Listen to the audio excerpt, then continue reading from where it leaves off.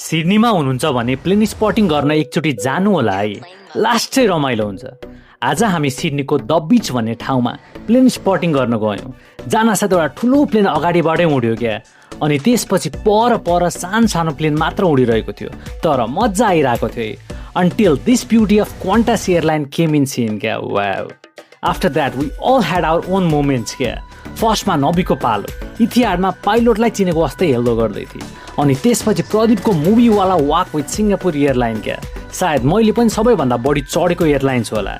अनि लास्टमा मेरो पालो आयो क्या। ढिलो आयो तर कडै आयो। ल्यान्डिङ र टेक अफ एउटै फ्रेममा।